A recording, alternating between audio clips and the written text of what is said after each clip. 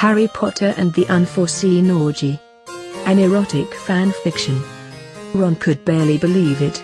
There before him stood not one, not two, but three buck-naked beauties.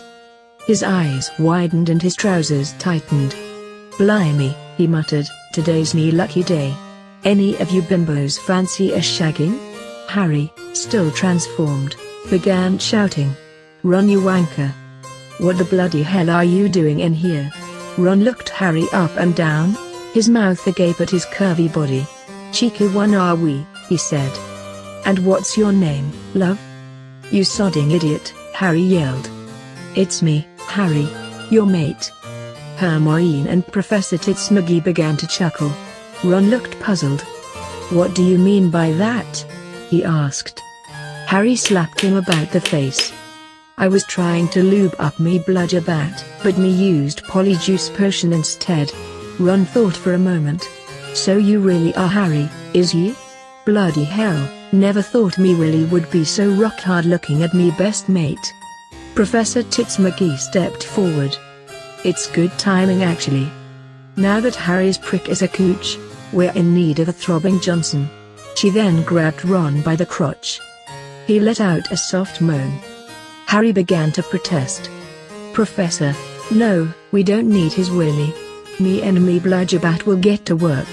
Hermione put a hand on Harry's shoulder. "Harry, just relax. Why not make the most out of the situation?"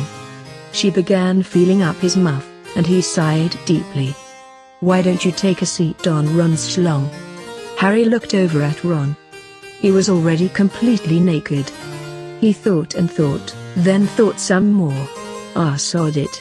I'm so bloody horny I'd mount a cactus at this point. All right Ron, let's see if you can handle my slit." He threw Ron on the bed, climbed on top of him and started grinding away. Ron went cross-eyed with the amount of pleasure he was receiving. Meanwhile, Hermione and Muggy began scissoring each other vigorously.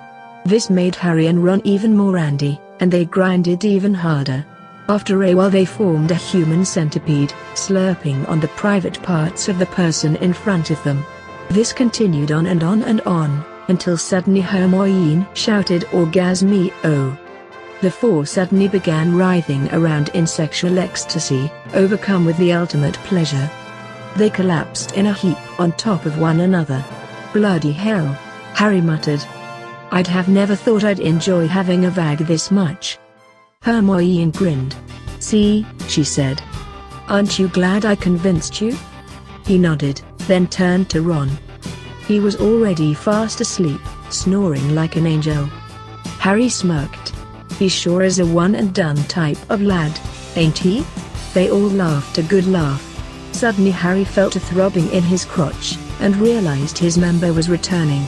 His breasts disappeared, and his juicy ass flattened immediately. "'Tis a shame," he muttered. "I was beginning to like that slit."